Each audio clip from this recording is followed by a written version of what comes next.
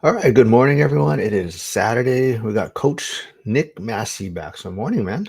Good morning. How you doing? Good, good. These are some of my favorite ones now because this is a space that I'm looking deeper into, but not something that I've really jumped into yet. But Perfect. how's everything been for you, man?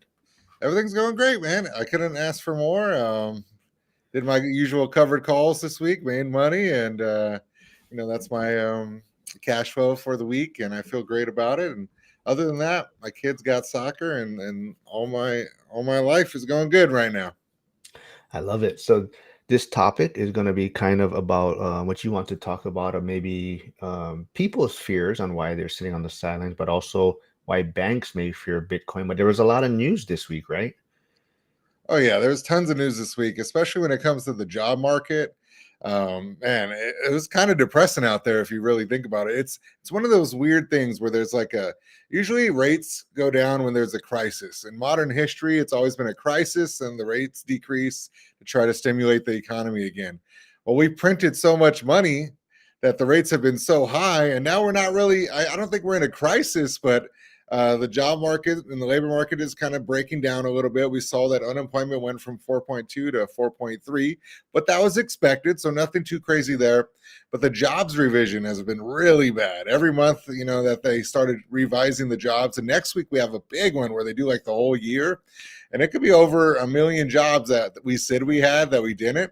And that obviously impacts the market. But most of all, it impacts the market in a way that like people are they use the fear, uncertainty, and doubt to manipulate the market a little bit, scare people, and that doesn't really help us as the retail investor, but it helps them. They get leverage longs, and people that were putting 10x, 20x amounts of money using margin as well, and they grab that money, and in a week later or a couple weeks later it's been going up. So I imagine with these expected cuts, if you listen to Zuper, he's hoping for a 50 basis point cut, but it looks like a 25 basis point cut is on the way. And if it does 50, it's weird. It's one of those things where if they do 50, it could spook the whole market.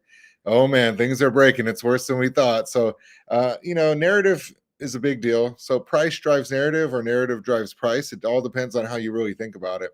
And I'm kind of, it's fun for someone who's like me. I love macroeconomics. I do my daily HODL show where I'm always talking about, what changed today, what fear, what greed, and all the different things that drive the economy. But I'm looking forward to it. Next week is the inflation reports, and could burn a little hotter than we expected. But then again, who knows? I believe they manipulate the numbers all the time, so it's hard to really trust anything that's going on. I know. I think that's why it's so important to tune into like your daily content. And so there's your YouTube channel in the chat. So people that aren't following Coach Nick, go check him out. Like you said, you're putting out daily things, and you also mentioned, like Michael Zuber and his daily financial news, right? So he's been talking about this for a while now, right? And like you said, I don't know if he's hoping for a 50 basis point cut, but I think that's what his expectation is based on the data that he's putting out there. Hopefully, we have a good turnout today because I know there's two events going on right now for the One Rental at a Time school community. There's a lot of people that met up in Gary, Yeah. Indiana. So I saw Millennial Mike, Dion, Lumberjack Landlord. They had a meetup last night, and Jack has put together his Pittsburgh meetup. So they're on a bus ride right now, checking out different areas in the city, and some of our boots on the ground are actually in the bus with them, showing them the neighborhood. So they had a meetup last night, and they're going strong again today. But yeah, let's definitely dig into why you think I guess maybe the banks fear Bitcoin so much. So what is on the top of your mind about that topic right now? All right. Yeah. Well, I got 10 reasons why banks are terrified of Bitcoin. So I want to give those out first, and then we could talk more about them. We could get questions from maybe the audience or whatever else you want. But I'm going to give you the 10 first because I think it's pretty interesting when you think about money printing, and so on. So the first one is that basically they lose control of the money with Bitcoin, right? Bitcoin cuts out the middleman, and banks thrive on being the gatekeepers. They love controlling the whole market. I mean, if you look at our president right now, he hates banks himself because they try to control him, threaten him, leverage him. That's not about the president. They do that to all people. You know what I mean? You could have great credit and they want to shut you down because maybe their deal isn't as good. So that's one reason they lose control, because they don't have control of Bitcoin. Number two, No more printing power. See, banks and central banks, they create money out of thin air. And Bitcoin supply is capped at 21 million coins. And really, I think it's more like 15 million coins because some of them are either lost or they were Satoshis who created the whole thing. So I think 5 million are just gone, not going to ever happen. So I think there's about 15 million coins, to be honest with you. And they can't manipulate those coins. And banks hate that because, they love money printing. Number three, they can't collect fees. So there's no overdraft fees on Bitcoin, no wire fees or hidden charges on Bitcoin transactions. And billions in profit just vanish for banks that can't control it. So now, do they charge fees if you buy it on exchanges? Sure, they do, but not the banks. The banks don't have any control of that. Number four, people don't need them anymore. With Bitcoin, you can send money globally. My friend was on a cruise recently, and he sends money back to his family. A lot of the cruise workers, they work all year on those cruises, and they send money back to their family in their villages or their towns where they're not making as much money, and it costs them fees to send that money. Well, they had an actual way that they could send Bitcoin from the boat to their family, and man, they saved a lot of money just on that. So we showed them, orange pilled them, and it was a great experience for that too as well. They can't freeze or seize it, man. How many times now are you seeing number five? They can't freeze it or seize it. You see these governments that are just controlling it. Even like we put sanctions on Russia or other governments themselves. They're just like, no, that's my money now. Or the government's not doing well. We're going to need your money, and they freeze your account. Or they just, well, you're a mafia member, or they try to get a RICO case on you, and they try to control that. Well, unlike that bank account that you have where they try to tell you how much money you could take out or ask you every question they can when you're trying to take out over 10 grand, they're like, what's this for? What are you doing with it?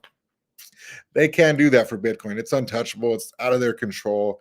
And I think that terrifies institutions like JP Morgan Chase and others, and so on. Number six, it exposes their corruption.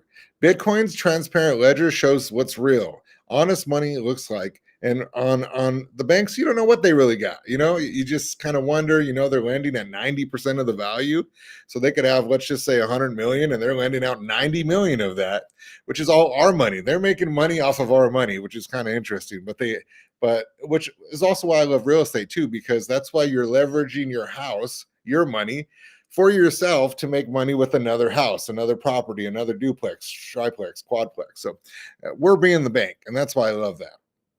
Let's see, where was I at? Number seven. Yeah. Yeah. Number seven, it threatens their business model. So banks make more money lending out deposits, like I just said.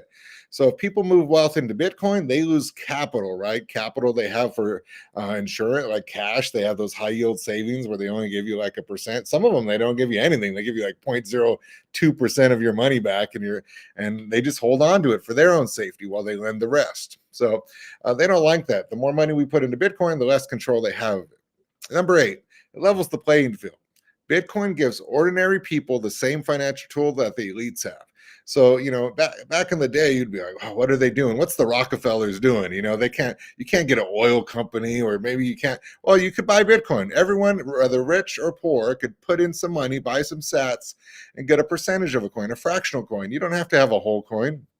You could have parts of a coin, and that's going to go up in value. And eventually, let's say Bitcoin is $1 million a coin. Well, if you have 10% of that, you still made 100 grand. You're still doing pretty well. So that's pretty good as well. So, nine, they fear losing relevance. So you got like Netflix, they crush Blockbuster, right? And they don't want to be like that. They don't want to lose their relevance as banks. Now, am I saying they're just going completely gone and they're not going to be here anymore? No, I don't believe that to be true, but they are being questioned.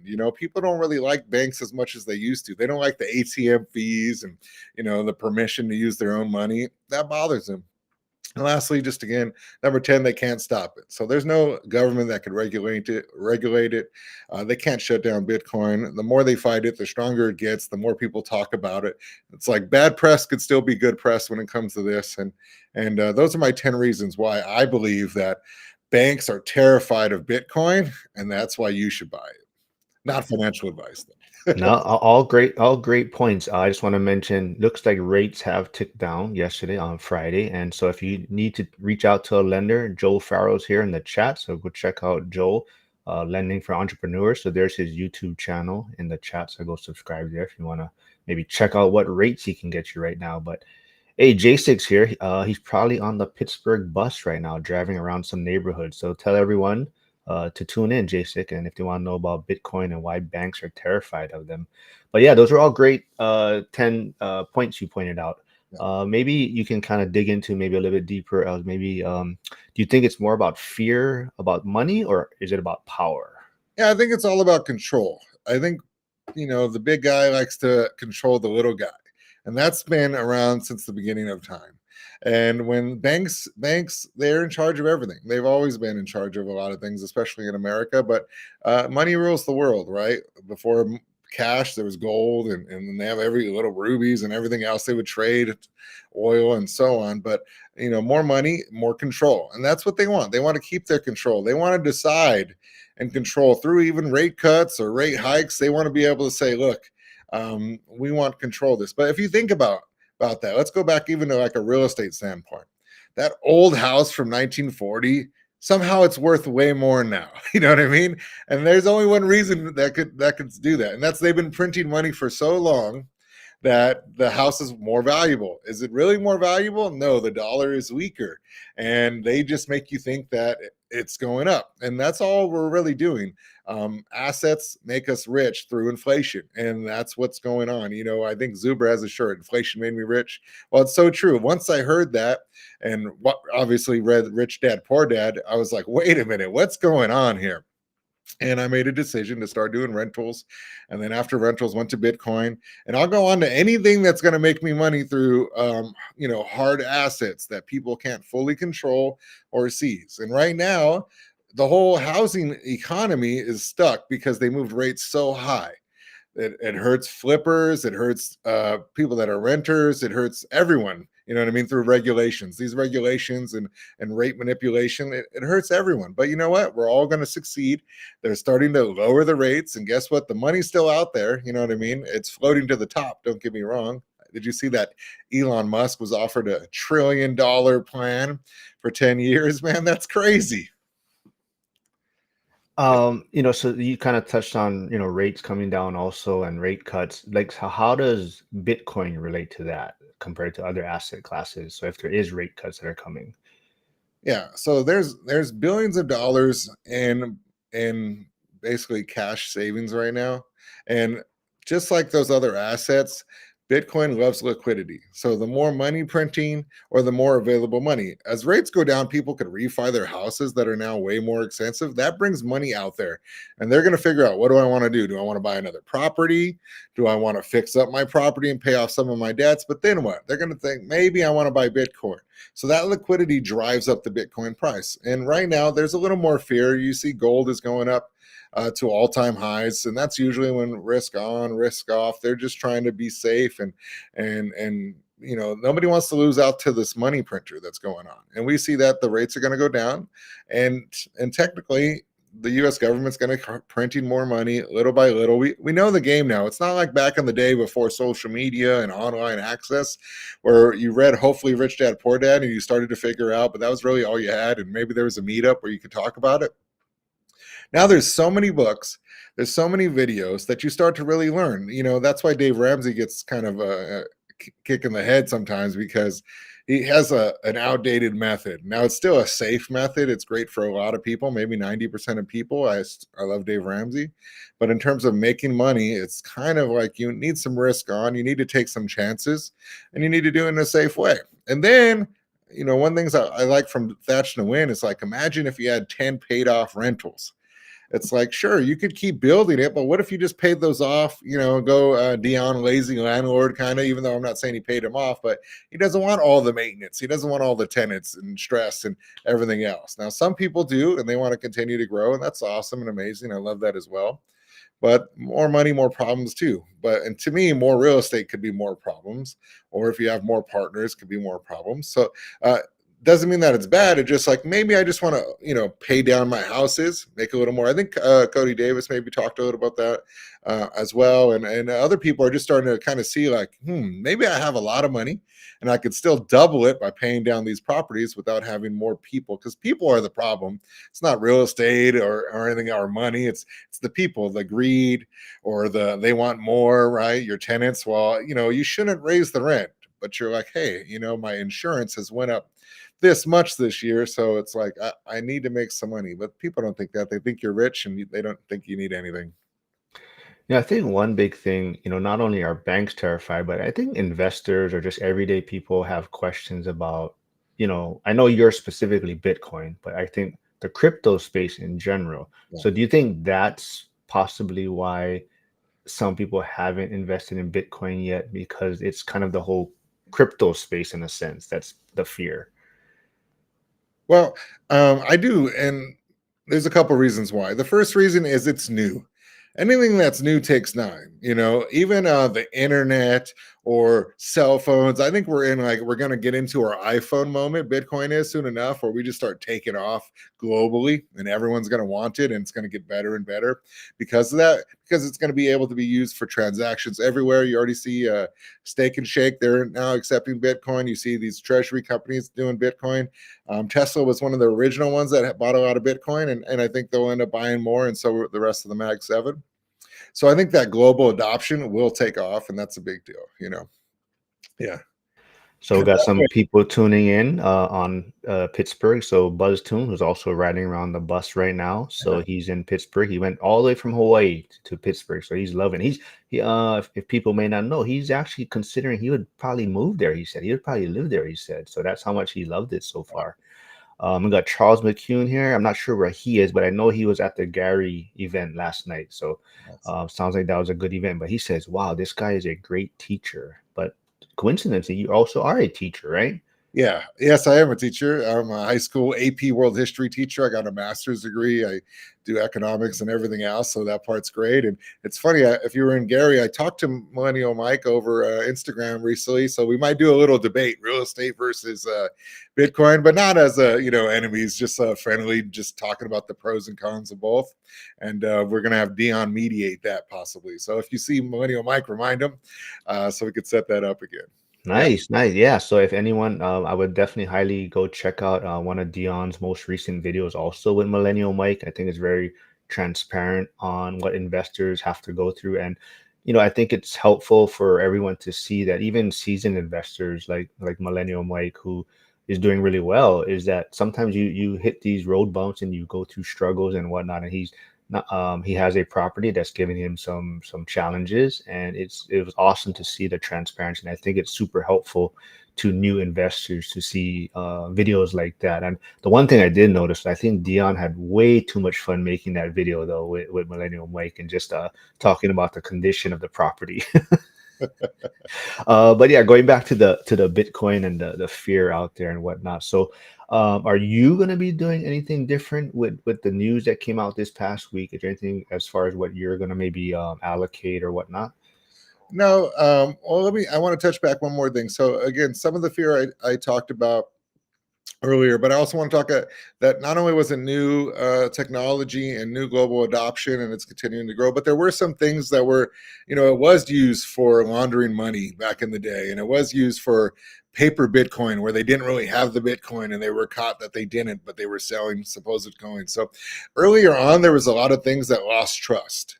But that happens in life sometimes, that there's some bad actors, and that's what happened. So now that we continue to grow this, if you know anything about the government right now, they're putting in a crypto bill that's supposed to be done by December, by Christmas time, and that will help more regulation, protect you and me as investors. And like I said, I invest on IBIT because I trust IBIT. I trust BlackRock. I know they got tons of money. I wouldn't recommend any other little exchange or trying to save $1. I would recommend buying yours on IBIT if you're going to buy. Obviously you could buy your spot Bitcoin, etc. But I like IBIT because I sell covered call options and even long options on it. But Yeah, so fear is real because of those things. Also, you had some countries like Germany recently, about a year ago, sell 50,000 bitcoins. Well, that cost them a lot of money right now. They're looking pretty stupid because they could have built schools and hospitals with all the money they would have made, as it's doubled, because it was down to like 50 grand. Now, obviously, we're over 110,000. They would have made so much money on those 50,000 coins, but it is what it is, you know. Yeah.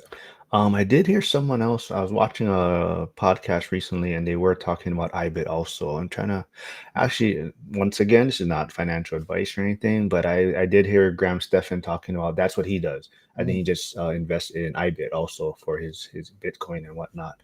But there was actually one that I see a lot, quite a bit on X, always being mentioned. I'm not sure if you're familiar with it. I think it's more of a dividend paying one. It's BTCI. I don't know if that's a They have different ones, BTCI, or they have a MSTY, which is like a MicroStrategy play, but they sell covered call options kind of. But they do it for you. So you don't have to do it. Like I do my own. They do theirs, but they charge you kind of a fee through it and they use your own capital. So I don't like the way that I'm just not a fan of some of those other ones. It's actually really simple. You sell 10 deltas, which that doesn't mean anything to someone who's never done it before.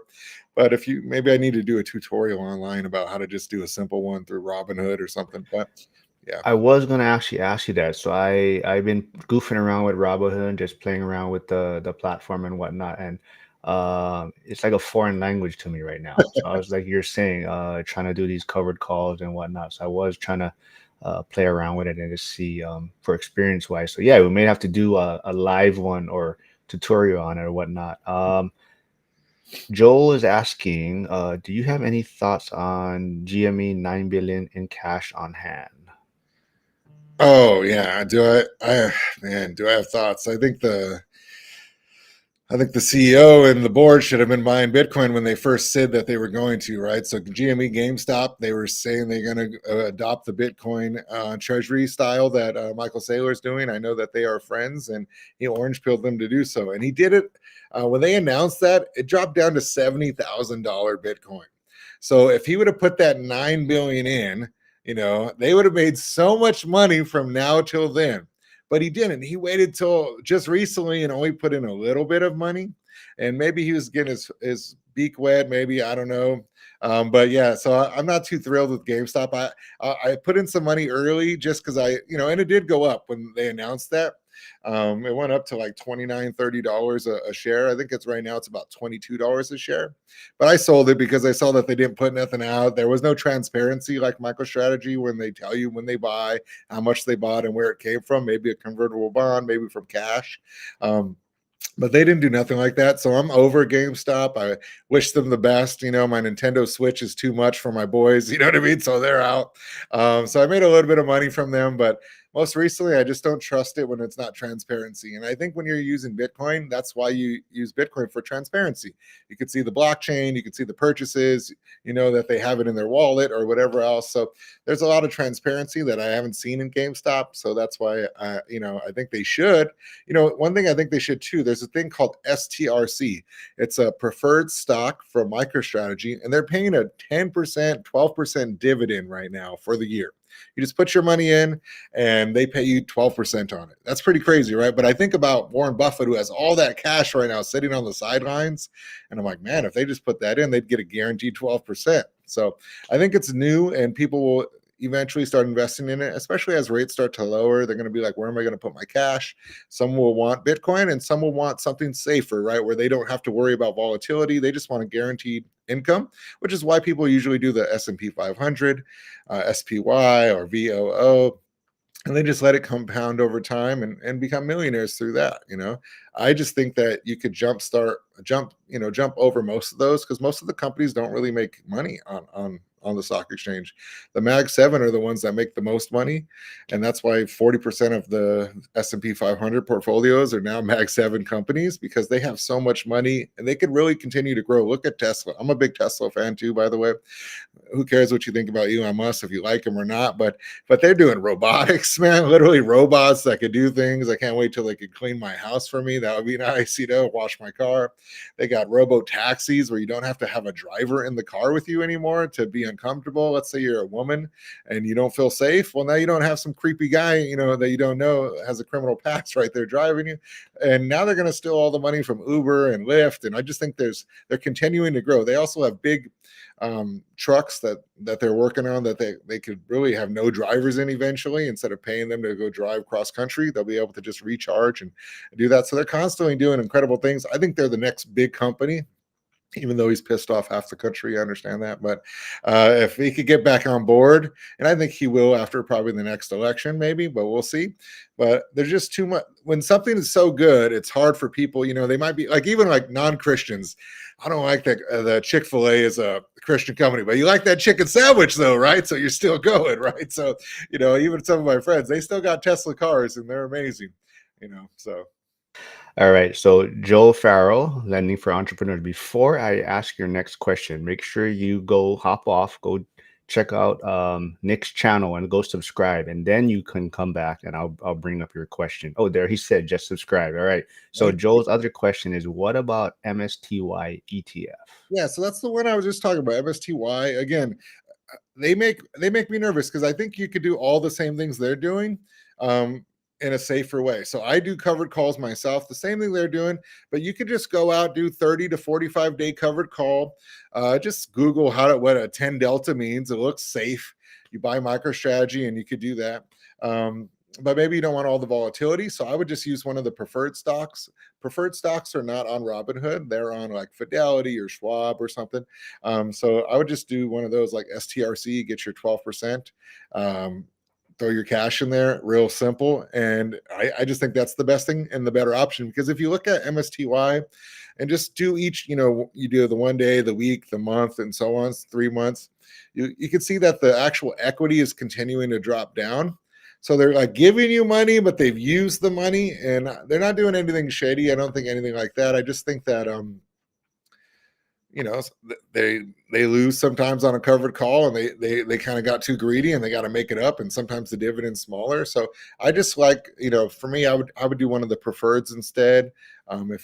If you don't think MicroStrategy is too volatile, then I would just go straight to MicroStrategy and do a covered call. But me personally, I don't even like doing MicroStrategy as much as I used to, because you never know when it's just going to shoot up and skyrocket.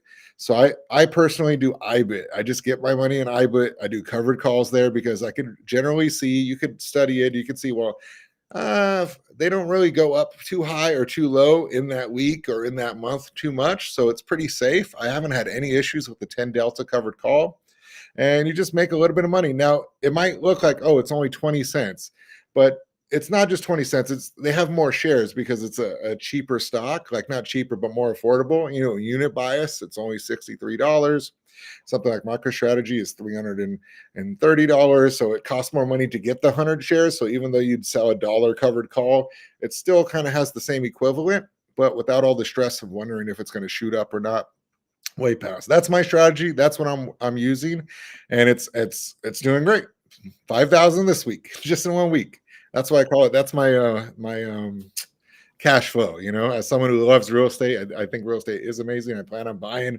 I talked to Mark about this. Charlotte, my Charlotte house. I'm going to get that one day, and I want to move there, but maybe I'll rent it in between that time. I don't know.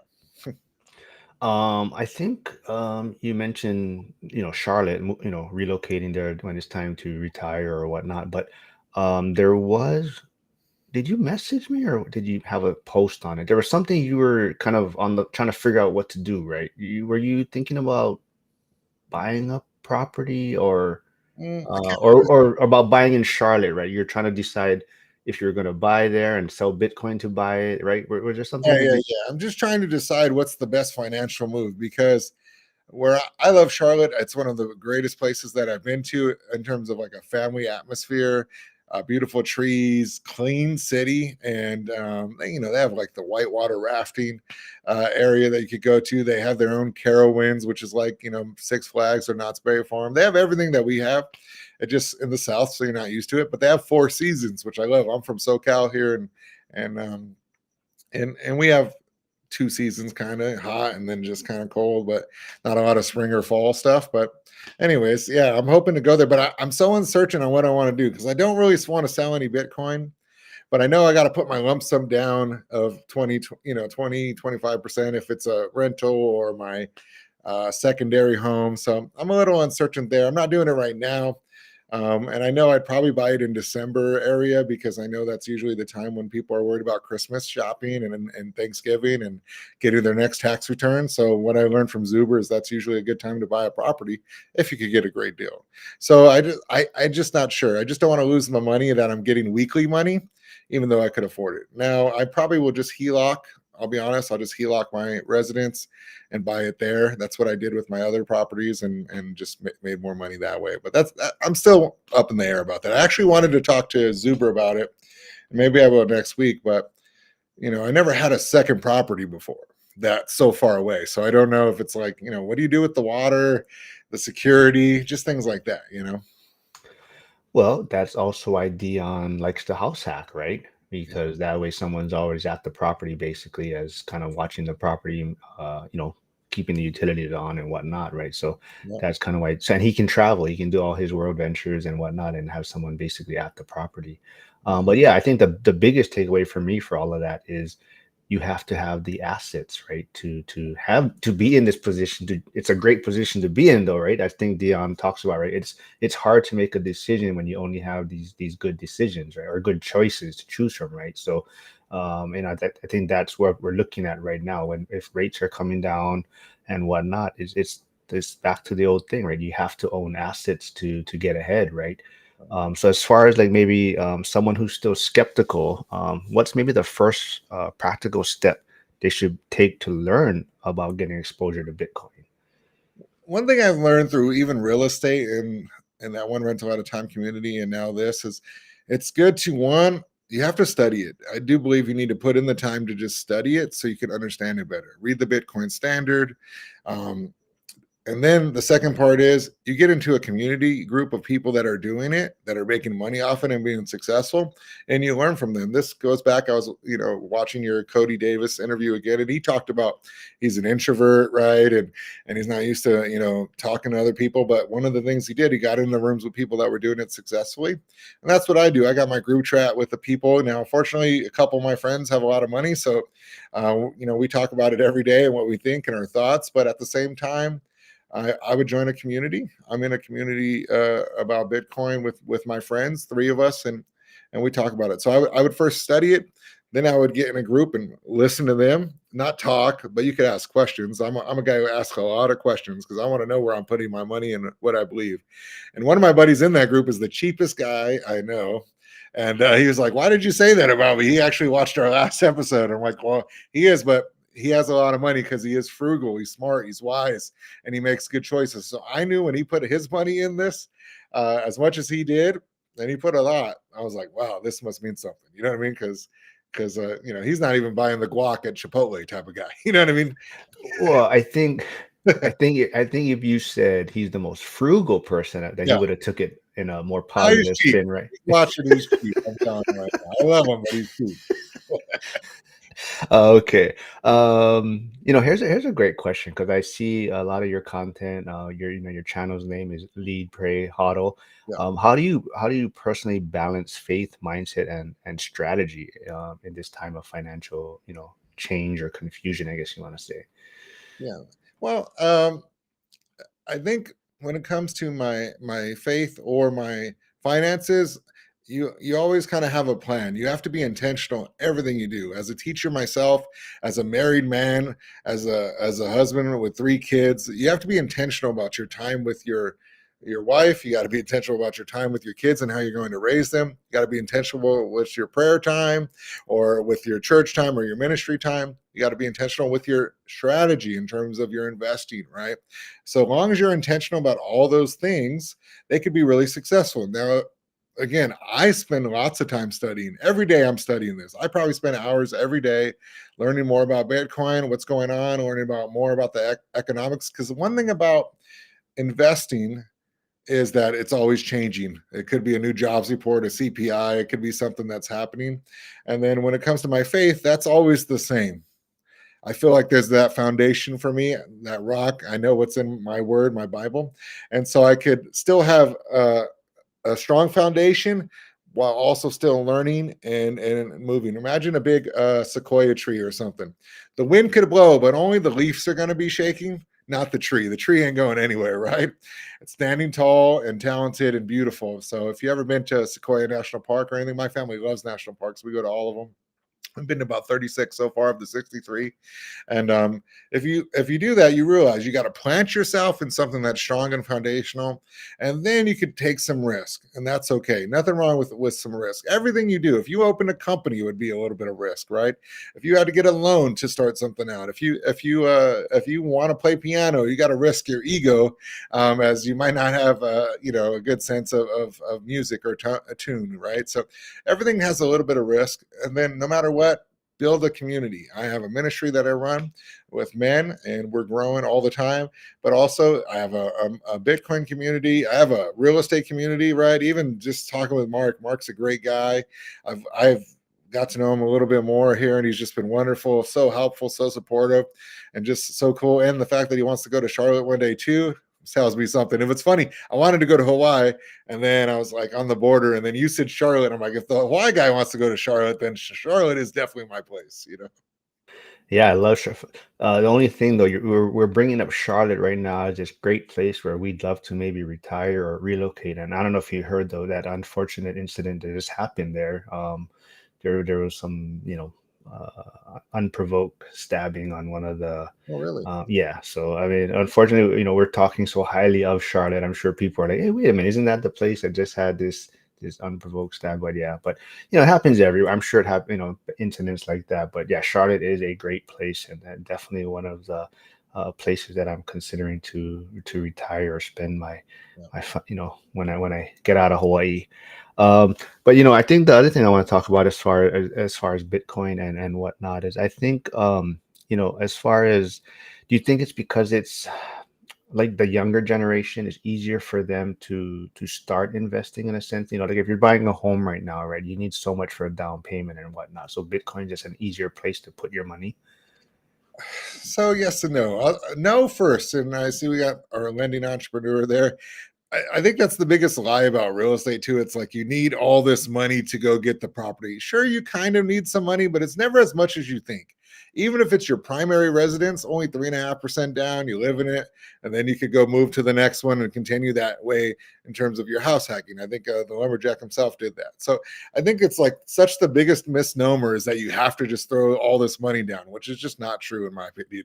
Um, and then as far as Bitcoin, I think the younger generation is just into the digital age, right? Video games, computers, internet, blockchain. So as the older generation is dying, unfortunately, and retiring, they have a lot of money, and they're giving it to who? The younger generation, and they're going to make decisions. And I think their decisions are more in tune with Bitcoin. Even in my classroom, we talk Bitcoin at my school all the time. I mean, they know I'm a Bitcoin millionaire. I don't hide that from them, but because of that, they're like, wow, I want to learn more about it. And we have a financial literacy class that we teach, and we talk about Dave Ramsey, and we talk about Kiyosaki, and we talk good and bad about both. But I think that the younger generation is being passed down. They don't want to work for 40 years and just save the little pension and just worker bees and kind of be that person that Kiyosaki talks about all the time. So I think we're in a new age where I mean, you could do vending machines, you could do laundromats, you could do anything now that will help you make money. There's really no reason to be broke, in my opinion. But there is one thing that is kind of scary, that AI is taking a lot of jobs. And that's a fact. So we recently in the jobs report found that we have more people, there's more people unemployed than there are jobs available for them. And that's kind of scary. But I don't think it's just from some president running the economy, whether it's the past one or this one. I just think we're getting more efficient. AI is taking jobs. Instead of needing 3 people, they need 1, and the rest will be done with digital, AI technology. I mean, you could go to a grocery store and they have self checkout. You could go to drive through fast food place and they have like a Siri type of thing, like an Alexa taking your order now. So I think every time we lose some of those jobs, it makes people nervous. And I'm a teacher, and I see that some students are not taking that seriously, and I don't think some of the parents are, those people that graduate. Everyone just assumes I'm going to get $100,000 job, I'm going to go do this, but it's actually a lot of jobs being taken, and that's why in real estate you have the people that are flipping, or they're doing construction, plumbing. Plumbers are getting rich right now, because nobody wanted to do those jobs because they were all taught, go to college, right? Go to college, get a job, and you make more than anything. Well, the AI hasn't dipped too much into that, but they are starting to see some technology into roofing and different things that will do that. Even though you have a leak in your garbage disposal or something, I saw a plumber himself took a picture of it to see what AI would recommend, and it told him exactly what was wrong with it, and he got a little nervous. So I think there are issues that are occurring, and we're going to just continue to evolve. And one of the way we're evolving is through money. We see that they're printing it, all the time when there's problems now. And I actually think there should be corrections, in the economy. A recession isn't necessarily bad. It just keeps the dollar value what it should be, instead of being so weak. I mean, we're losing 99% of the value since they originally did it, and it's going to keep going. But more than us, other countries are even worse. They're printing like crazy right now. I mean, you see things like in Australia and places that are just like so devalued, it's hard. And they're trying to buy Bitcoin now in other places, or they're trying to buy US dollars instead of what they had. And it's challenging. Yeah, I think part of the challenge too is like you're talking about is that, I think there's such a small amount of people. I mean, it seems like to us everyone is paying attention to the economy, or paying attention to real estate, paying attention to Bitcoin, crypto, but it's probably actually a very small percentage of people that's actually paying attention to it. So, like you're saying, a lot of us probably agree that there should be a correction, but for the majority of people, they're not ready for it, or they're not prepared for it, right? So I think that's the hard part, right? So, like, we can agree that there should be a correction, but for the majority, Right. they're they're just not going to take it well, right? Right. But I know, like I said, you are a big Bitcoin believer, and it sounds like almost a perfect asset class, right? The way you talk about it, the way you present it. But should there be any kind of concerns or hesitation for a new investor? Like, what should they watch out for? Yeah. Well, again, not financial advice. I'm not a financial advisor, because investing is independent to what you think is good, and do your own research. But I think you always want to watch out for maybe some paper Bitcoin. You want to watch out for scams where they send you links, and they're either trying to steal the Bitcoin you have, or they're not really having the Bitcoin they say they have. So you want to be with big companies. I would only recommend buying Bitcoin through IBIT personally. Now, I know the Bitcoin maxis that love spot Bitcoin are going to be like, what do you mean? You got to have your own, not your keys, not your, you know what I mean, coins. So I just think that you could get in a motorcycle accident and get knocked off your head, and your wife doesn't know your passcode, or she forgot it or misplaced it, or you both got in the same accident, or playing, just things happen in life. You get sick, you get dementia, just things happen. So that's why I just stick with IBIT. It's simpler. You could put it away and not worry about it, and you could leave it to your family. No problem. Easy to just put them as their beneficiary. So I just think those are the things that are great about it. But they should also look for people that are like shiny new objects. So the thing about crypto is, it's like, well, what about this coin? What about that coin? What about ETH is taking off right now, and this and that.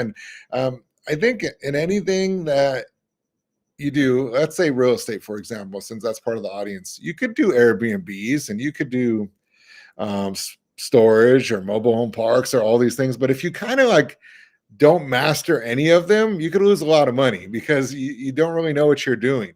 But if you take the time to really learn it, you could be really successful at it. Well, if you take the time to learn about certain coins, you'll realize that the CEO owns all the coins, and they could just rug pull you at any time. And that's really just, they could just keep printing more coins, just like the US government, and devalue your coin value.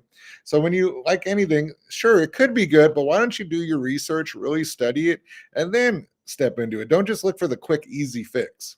But once you actually take the time, you might find the quick, easy thing. And to me, that's Bitcoin, because I did the research. But you never know. I could look like a fool. Don't get me wrong. A year from now, I know that there's tons of people that be like, remember that Bitcoin guy? Trying to point. So I was even nervous about it, before. I was like, man, I always tell my friends about it. I don't want them to lose money. And then I also don't want to look like a fool. But now I feel pretty confident. Obviously, I have a channel, Lead, Pray, HODL. And I believe that I'm just helping people learn. That's why I do the daily HODL, the daily news about what's going on and how it impacts Bitcoin, because I want to educate you. That's what I want to do. Education is key. And maybe I'm a teacher and that's why I'm saying that, you might think. But no, if you're going to invest money, you need to know about it. You need to learn about it. And you might not have somebody talking to you about it. When I was in Hawaii recently, I was in the elevator with these people and I talked to them about Bitcoin. I was like, you guys need to buy Bitcoin. Actually, I was like, maybe I should have talked Jesus first and then I should talk Bitcoin. But anyways, so the next week, Bitcoin goes all time high again. And I was thinking about those people in that elevator because they were like, oh, really? They were excited about it. I was like, imagine what they're thinking right now. Bitcoin just went all time high after I just talked to them about it. So that was kind of cool. Another thing is people think like Bitcoin's already too expensive. It's 110,000, 120,000, whatever it gets to. It's not really true. We're still at the very beginning stages because, like you said, we think everyone is talking about money, real estate, and Bitcoin. And then I come to find out nobody talks about it really. And that's why we're in these communities so we can actually enjoy speaking about it. And that's why I got my YouTube channel. I want to talk Bitcoin all the time. And the more I hear about it, though, I'm like, oh, this is good. You know what I mean? Things are better. More Bitcoin, Steak and Shake, like I said, and other companies that are adopting it. I'm like, okay, because I'll put out that thing with the cell phones, with the older versions of the phone, and then the newest iPhone up top, and I'm like, we are here. We're barely still at the beginning, and you'll know that it's adopting more because more of your friends are talking. I mean, Zubers has me on for Bitcoin. I did a thing with Dion about Bitcoin. I talked to Millennial Mike through the messaging on Instagram about Bitcoin, and just a lot of those things where people are now talking about it. They're not like embarrassed or worried about it, and as that continues to grow, like that means you're early. And being early is good in this game. Imagine buying Manhattan early. You'd have a lot of money right now because they can only build up. And at one point, those coins, I believe, they'll be sucked out. The supply will be down to nothing because there's no more mining of it. And now it's going to be how much are you willing to pay to make that person sell the coin they do have? And I can't wait for that supply crunch. And that was the whole thing. I'm a real estate guy who sold it and bought Bitcoin, put everything into Bitcoin because I believe in supply and demand. And when the supply is gone, the demand could be really high if there's an entry point for people. So that's what I'm hoping for. That's what I'm banking on. It's worked so far, and I think it will work for you guys because I do believe we're still at the beginning stages. Yeah, that if you are on X, I mean that's kind of a lot of the feel that you get there for a lot of people in the Yeah. Bitcoin space. I mean, exactly what your stance is. And she was a guest on my channel. She was on Zuber's channel also before, but there's this individual, Lindsay Stamp. I'm not sure if you follow her on X, but Hmm. she's in Pittsburgh actually also. So she was doing real estate, house hacks. So I think she's very much pivoted towards, I mean, she still has her real estate, but she's all in on Bitcoin. She has what I love right now, this new series. She does her chronicle, so she does Uber also. So Oh, wow. she has a high paying W2, but in her downtime she'll go drive Uber and she records, and it's her Uber chronicles, but everything she earns goes directly into Bitcoin. So she's recording that, and I love that on X, and keep trying to get her back on. I want to pick her brain more about how she pivoted straight from the real estate side and why. But what I love is, like we said, you mentioned your YouTube channel, and there is your channel in the chat. So if anyone's tuning in now hasn't, go subscribe. But what is your maybe, so how long you've been doing it for a few months now, right? So what is your biggest maybe takeaway or thoughts on this social media side and your YouTube channel side? Yeah, so my YouTube channel is 1 month old, and I remember just being on with you right when I just started it, and I was like, how do you get off zero here? You know what I mean? Subscribers, how am I going to get to 10, 15, 50? And now I'm at like, I don't know, 110 or something, 115. I don't know. But so I was really nervous about that. Not that it's a representation of me, but I think the beginning's the hardest because there's a lot of like mental negativity that comes in your mind. Am I wasting my time? Is this worth it? But for me, I love prayer. I love God. I love Bitcoin. You know what I mean? So I'm like, I love to talk about the things that I love. I'm just going to educate those that want to be educated in it. And one of the things that you said stood out to me. I'm like, I don't know, because I said, I don't know if these people are just my friends that have subscribed or new people. And you're like, it's probably new people. It's probably not your friends because those are the ones that look at you waiting for you to fail. And I actually think I'm building a community because I'm starting to read some comments and just different things of people I don't know that are like asking questions or subscribing, and that's exciting to me because I want to be around those people. You know what I mean? And my whole goal is to build a community that likes to talk Bitcoin and anything else. You know, I do a daily prayer, but I'm not throwing God on anybody. I want to be a person, and that's what people need is people. Do I think it's a lot more work than I thought? Absolutely. I actually think it's a lot more work, especially for me because I'm like doing the research every day, trying to give the most up to date news part. So that's pretty hard. I know.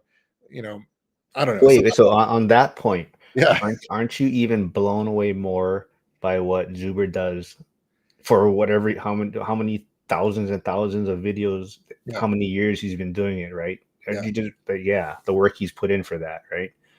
Yeah, well, the one thing though for Zuber is he is kind of retired, so that makes it a little bit easier. When I started in the summer, like before I went back to school, I was like, "This is cool. This is what I always wanted to do." Since I've been back teaching the last 3 weeks, I'm like, "Man, I'm tired," you know. And I do my daily HODL like after the market closes because I want to see how the full day went. And I know that Zuber does like a daily financial. Mine's Bitcoin only, pretty much. We talk macro news, but it's all about Bitcoin, and I want to do it after markets. But yeah, so I do have a lot of respect, obviously, for him, inspired by all this community, but especially him. I saw that that's the number one thing I want to watch from him, and I'm like, I want people to do the same thing for Bitcoin. So I was inspired by his legacy of what he's been leaving, and that's one of the things he said. And I talked to my wife about this. It's like, I want something that's there 50 years after I die, 100 years after I die, and my kids are going to see me praying. So that part's great. And who knows where this Bitcoin goes? You know, if it goes to where I believe it will, someone's going to watch my video from last month, my first one, and be like, this guy kind of knew what he was talking about. You know what I mean? So I'm excited about it all. And some people, you know what's funny actually, Mark, not to even switch kind of topics, but I started to get some negative comments now. You know, You've made it. You've yeah, made I it. was like, wow, I was excited about that. You know what I mean? Like, okay, you know, and you called it digital gold, and it's whatever. People just have these little problems, and I'm like, thanks for commenting, man. I love it.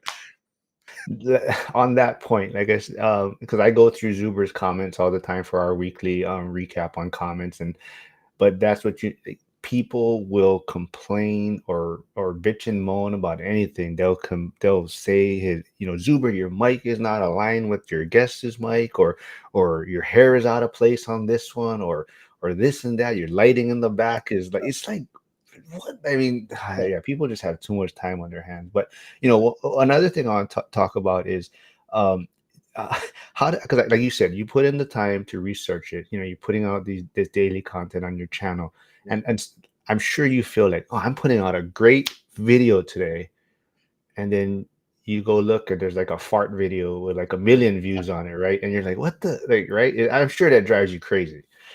Yeah, you really have no idea like how many views a certain video is going to get. I got one up to like 450, which is pretty good when you only have 100 subscribers, 110. I only had it for a month.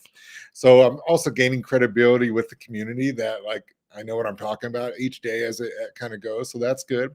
And then there's, I did a prayer video. It got 13 views like 2 days ago. I was like, man, 13.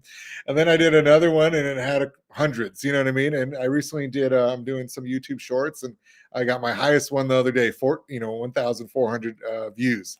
So, I try not to let it decide the value of it. Sometimes, one thing I did, I looking going back to Zuber, I saw like one of his videos, he had Scott Trench on, CEO of Bigger Pockets, and I'm like, I had more views on my video than Scott Trench had with Zuber, and that doesn't make any sense. You know what I mean? The guy ran Bigger Pockets, so it just happens sometimes. I don't know if it's the algorithm or what, but I try not to really get my value in a view or a subscriber amount, but into what I'm doing and hopefully helping people. I also had one guy going back to a negative comments was like, it's a good, when Bitcoin dies, you could always rebrand. It's a good thing you only have 98 subscribers, like totally dogging me out, and I was like, whatever, just makes me laugh. I'm not rebranding anything. This is who I am. I'm not deleting any videos. If I make a mistake, I swing and a miss. I missed that one, but I've been doing pretty good so far. I'm pretty happy with it because when you say it, you gotta have some meaning behind it, and obviously you can't tell the future. But so yeah, I'm with you on there, man. Yeah, but that's the one thing, right? These people that make those type of comments, I mean, they're the ones that have never made a video, or they have no picture of themselves out there. It's like some sort of but Yeah. they don't put their face out there, and it's like, yeah, it's easy for you to say, but you don't realize how much effort it takes to do this. And even, this is something kind of a little bit off, but I want to just, I don't know if he's listening, but Jack, who put together the Pittsburgh event, the live event, but Jack has always come off as saying, he's somewhat of an introvert, and he has a hard time in public. But I just want to say he did a great job putting together that event, and he was on stage speaking live streaming from his event, and he did an amazing job. So I just want to, hopefully he's listening, and hopefully he knows that he did a great job out there.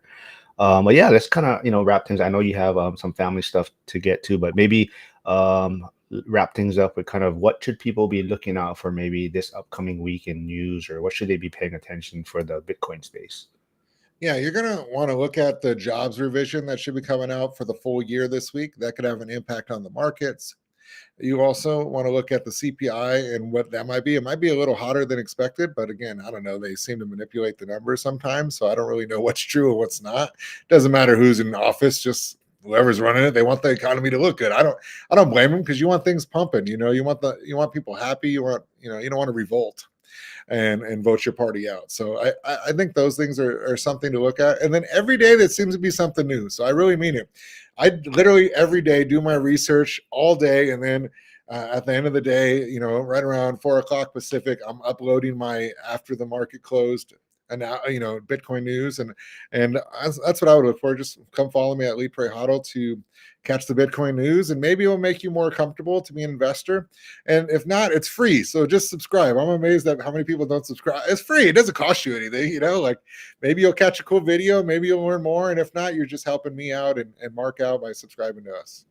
Yeah, it's like I said, right? It's crazy. Like, but I don't know. Like you said, I don't know how many of your family members may have subscribed or what, but it's probably a low number, I would think. Just like mine, right? It's usually these, like you said, other people you're connecting with, or people in the community. So yeah, everyone out there, if you haven't checked it out, go check out his YouTube page, his Instagram page. He's also on X, doing cool stuff out there. But yeah, thanks for doing this, man. I know you got family stuff, like I said, and we'll get you on in a few weeks, and I can't wait to see that debate with you and Millennial Mike and Yeah, Dion moderating it. that But happens. Yeah. Yeah. cool, yeah, let me know, man. Thank you. All right, everyone, have a good weekend. Yeah. Bye.